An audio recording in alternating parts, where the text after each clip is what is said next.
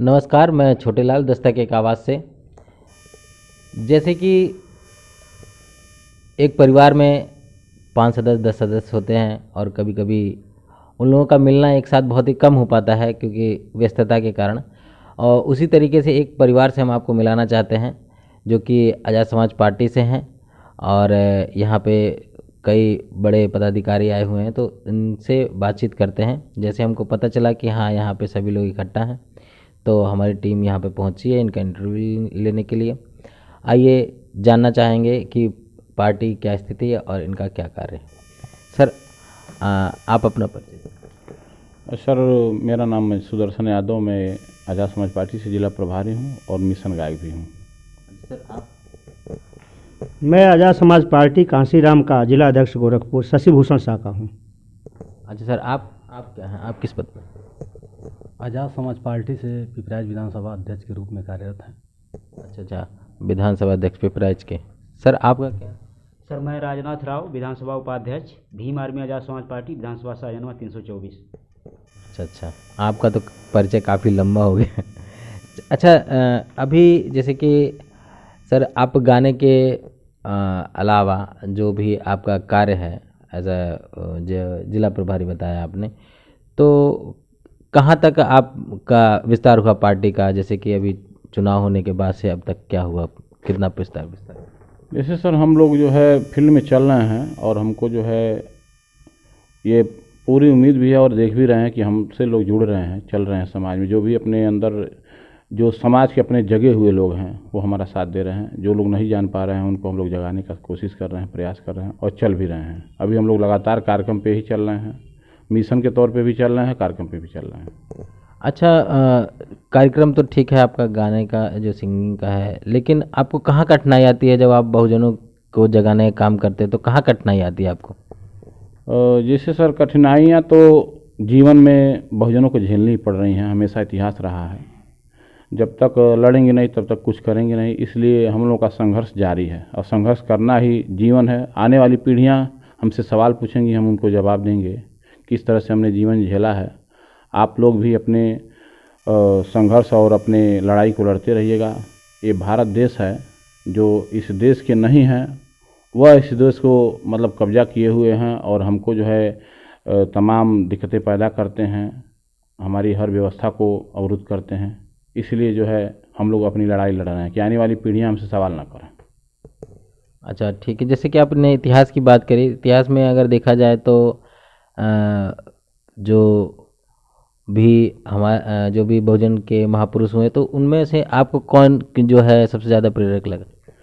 और इतिहास सबसे पहले तो बहुत एक सरल बात है कि ज़्यादा कुछ ना कहते हुए हम बाबा साहब के परिश्रम को और उनके महानता को बताएंगे। एक बच्चे को आज जो है हिंदुस्तान में, भारत में मालूम है कि बाबा साहब ने कितना संघर्ष इस समाज में झेला था और संघर्ष करते हुए भी वह अपने परिवार का भी बलिदान दिए, त्याग किए, जो कि जब ज़रूरत पड़ी इन लोगों को तो उनको भी यूज किए, उनका भी मतलब अपना सहयोग लिए, लेकिन उनको जगह नहीं दी और वो अपनी लड़ाई लड़े, अपने समाज को यह संदेश दे करके गए कि जिस तरह से हमने अपने समाज के लिए लड़ा है, आप लोग हमारे कारनामा को आगे बढ़ाते रहेंगे तो भारत देश में आप सुरक्षित रहेंगे।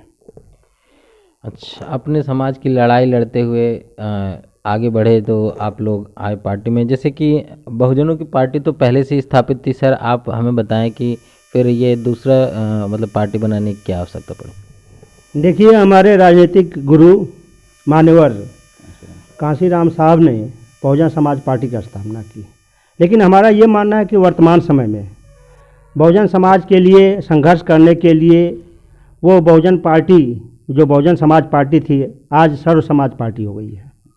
और बहुजनों के लिए संघर्ष करने के लिए एकमात्र जो कहा जाता है कि नेता चल रहे हैं, हमारे माननीय बड़े भाई चंद्रशेखर एडवोकेट जी चल रहे हैं। तो हमारा ये मानना है कि जब बहुजनों की आवाज़ अगर कहा जाए कि कोई सुनने वाला नहीं था, हमारे बहुजनों पे आए दिन जो अत्याचार हो रहे हैं, जो हमारी बहू बेटियों के साथ बलात्कार हो रहे हैं, अगर देखा जाए तो उनके लिए कौन संघर्ष कर रहा है? हमारे चंद्रशेखर भाई कर रहे हैं, हमारे भीम आर्मी के साथी कर रहे हैं, हमारे आज़ाद समाज पार्टी के साथी कर रहे हैं। तो अगर देखा जाए तो इस समय अगर मेरा मानना है, क्या समाज का भी मानना है, कि बहुजन समाज के लिए एकमात्र पार्टी आज़ाद समाज पार्टी। तो जैसे कि आप सहयोगी और कार्यकर्ता की बात करते हैं, जो भी युवा वगैरह युवा लोग हैं, तो उनको तो काफ़ी दिक्कतों का सामना करना पड़ता है, वो तो जेल भी जाते हैं आपके, तो उनके उनके भविष्य का कैसे क्या देखते हैं आप बच्चों? देखिए, आज़ादी के लिए और अपने अधिकार के लिए संघर्ष करना पड़ता है, और ये मानना हमारा ये है कि बहुजनों की आज़ादी का संघर्ष है, जिसमें जेल जाना पड़ेगा, उत्पीड़न सहना पड़ेगा, तब जाके कहीं हम अपने बहुजन समाज के महापुरुषों के सपनों को साकार कर पाएंगे।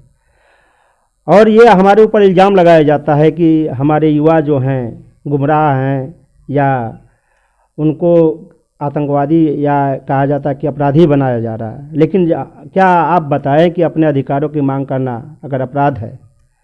अगर जैसे कि आपके भीम आर्मी आज़ाद समाज पार्टी में जो भी सहयोगी या कार्यकर्ता हैं, वो तो जब संघर्ष करते हैं तो देखा जाता है कि न्यूज़ में आए दिन न्यूज़ में सुनने को मिलता है, देखने को मिलता है कि उनको जेल हो गई, तो उनका भविष्य कैसे सुरक्षित है? आप भविष्य के लिए ही तो लड़ाई हो रही है।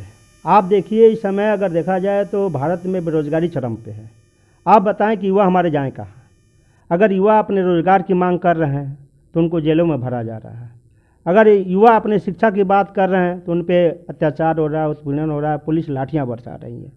तो इसके लिए तो संघर्ष करना पड़ेगा, जो हमारा युवा कर रहा है।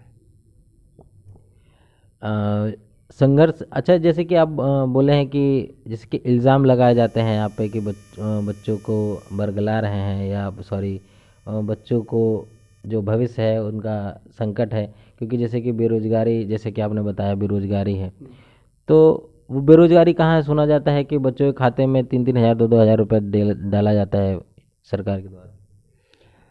देखिए, 2,000-3,000 भीख दिया जा रहा है। वर्तमान समय में जो महंगाई का जो कहा जाता है कि चरम पर महंगाई है। और बताइए कि अभी जो योजना आई थी, ये अग्निवीर करके, ये हम देखते हैं कि हमारे युवकों के साथ एक कहा जाता है कि बहुत गंदा मजाक हुआ है, भद्दा मजाक हुआ है।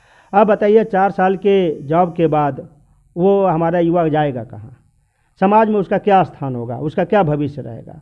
ये सारी योजनाओं को ला के ये जो मोदी सरकार है, जो मनुवादी सरकारें हैं, ये हमारे युवाओं के भविष्य को गहरे अंधकार में ढकेलने का प्रयास कर रही हैं। और हमारा चंद्रशेखर भाई उसी अंधकार से बचाने का प्रयास कर रहे हैं। हमारे जो संवैधानिक अधिकार हैं उनको दिलाने का प्रयास कर रहे हैं। तो इसमें हमारा ये मानना है कि कोई हमारा युवा गुमराह नहीं है, हमारा युवा अपने अधिकार की मांग कर रहा है।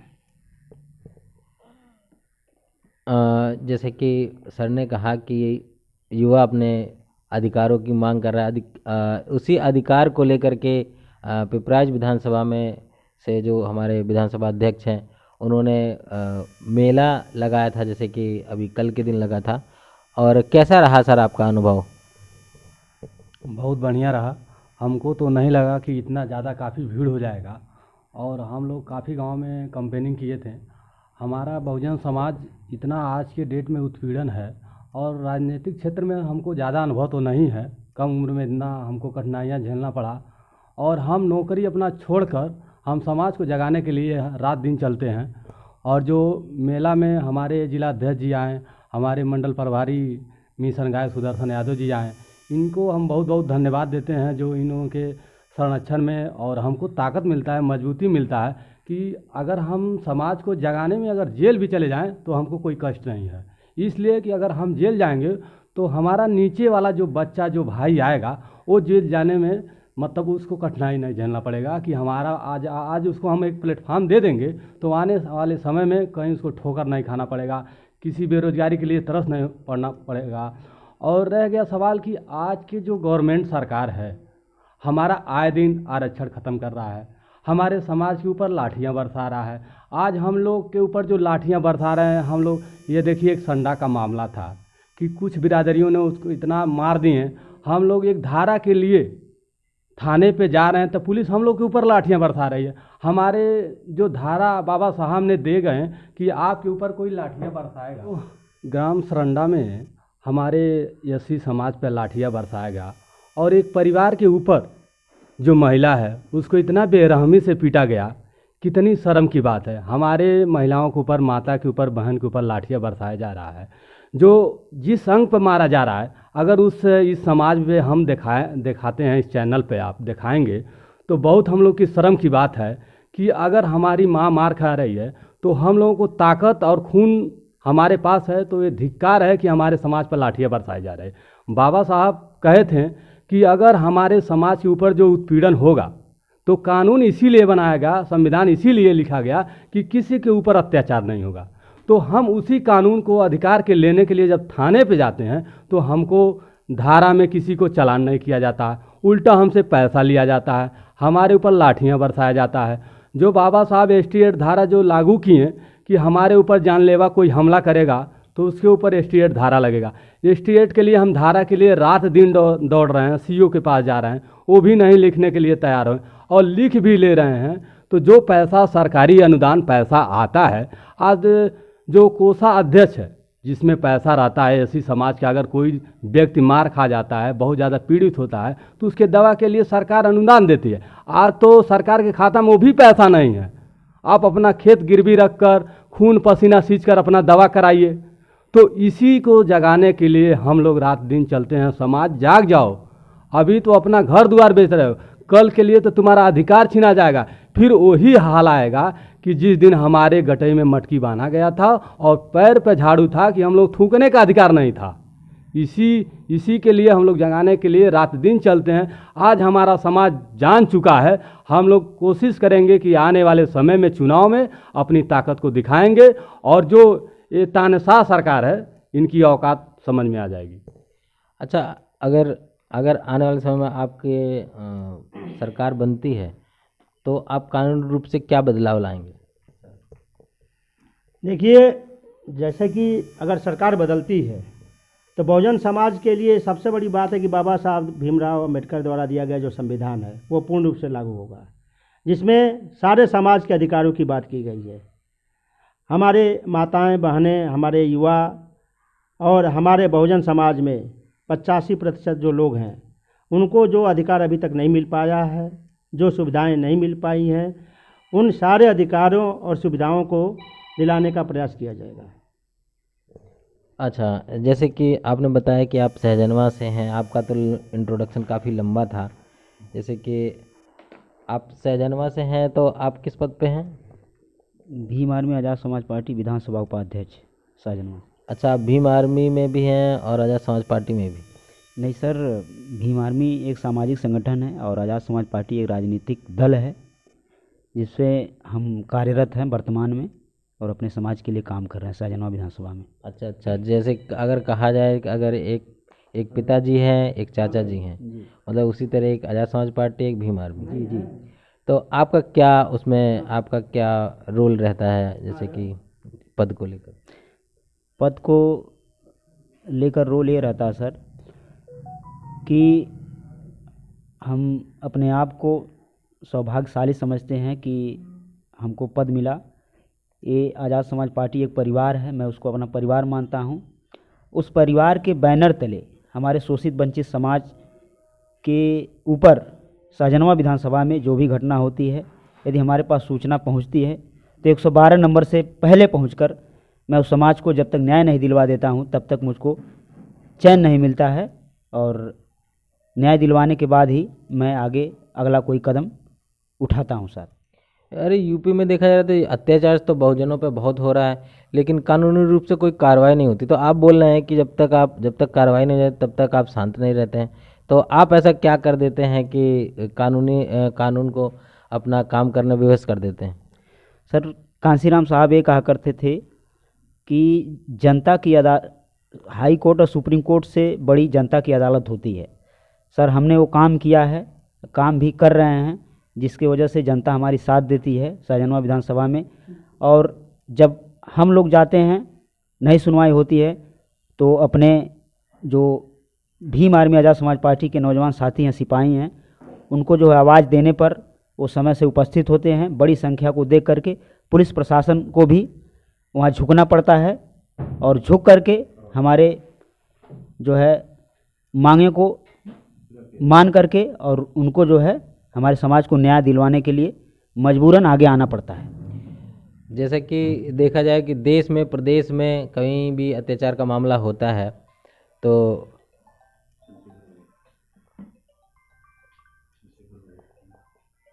प्रदेश में देश में कहीं भी अत्याचार का मामला होता है तो आज़ाद समाज पार्टी के राष्ट्रीय अध्यक्ष माननीय चंद्रशेखर जी वहाँ पे उपस्थित होते हैं और वहाँ पे काफ़ी जनबल के साथ पहुँचते हैं और न्याय दिलाने का कार्य करते हैं। अच्छा, आपको इन सब कामों में कहाँ कठिनाई आती है? कठिनाई सर हमको तो नहीं लगता है आती है, चूँकि हम लाठी गोली जेल मुकदमे और फांसी से नहीं डरते हैं।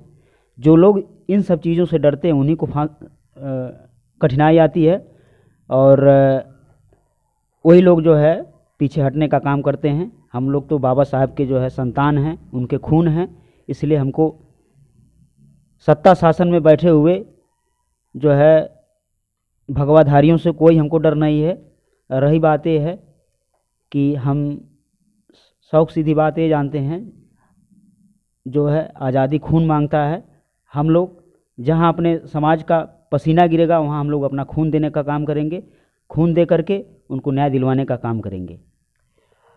जैसे कि आपके विधानसभा सजनवा के भी लोग ये वीडियो देखेंगे और उनको आप क्या संदेश देना चाहेंगे? जो भी आपका जनबल है अगर कहीं कमज़ोर पड़ता है तो उनको आप क्या संदेश देना चाहेंगे?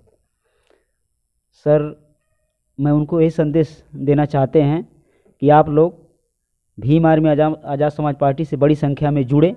जब बड़ी संख्या में जुड़ेंगे तब आपका न कोई ज़मीन कब्जा कर पाएगा, न आपके बेटी बहन के साथ कोई दुराचार कर पाएगा, न जो है आपके किसी अच्छे कामों में कोई बाधा डाल पाएगा।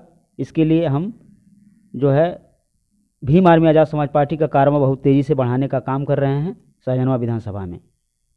चलिए ठीक है, ये थे सहजनवा विधानसभा से उपाध्यक्ष राजनाथ जी और मैं छोटे लाल दस्तक एक आवाज़ से। नमस्कार।